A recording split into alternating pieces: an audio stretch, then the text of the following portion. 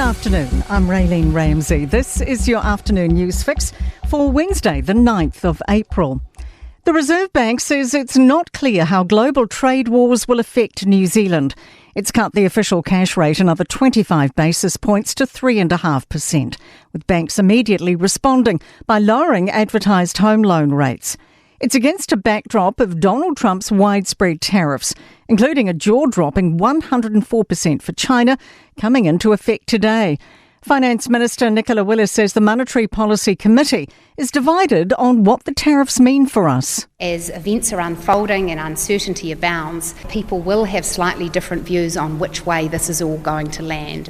Green MP Benjamin Doyle has addressed media. It's their first appearance since going to ground after being bombarded by extreme threats relating to their social media activity. Posts from the MP's private account included Instagram captions the Prime Minister has described as inappropriate.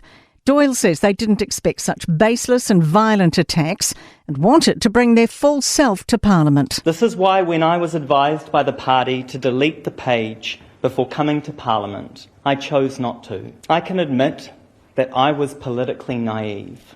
Winston Peters says it's a no-brainer to use New Zealand wool in government buildings.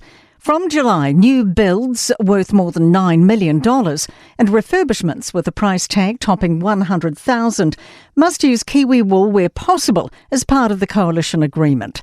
In January, housing agency Kāinga Order reversed its price-based decision to not use dearer wool products. NZ First Leader says for too long, the price tag has been the focus, not where a product is from. Other smart countries like Ireland and elsewhere look for their own self-sufficiency or replacement of imports if they can possibly do it with their own product. That just makes sense. Wellington Central MP Tamitha Paul is not backing down from her comments on police, reiterating many communities are at higher risk of being arrested and imprisoned. The Green MP's been pressured for weeks after saying beat police just throw away homeless people's items and that Wellingtonians don't want a boosted visible presence.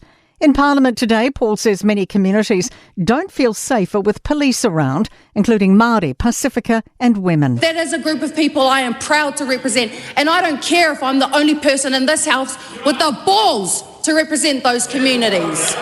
A Christchurch restaurateur has been placed on 6 months home detention and fined $20,000 for selling recalled food.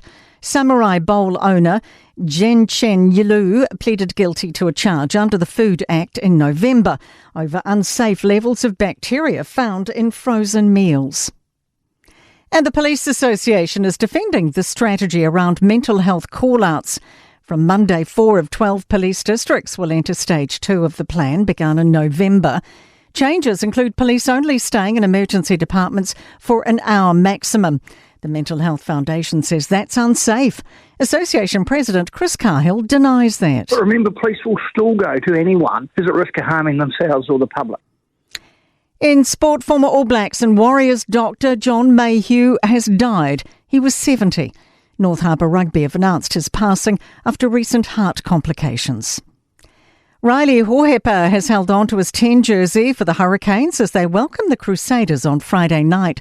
The Crusaders will be without All Blacks hooker Cody Taylor. Moana Pasifika have recalled Jackson Garden Bishop to start at 10 against the Blues at Eden Park in place of the informed Patrick Pellegrini, who drops to the bench. That is your latest news fix. We'll be back with the next update tomorrow morning from the Newstalk ZB newsroom.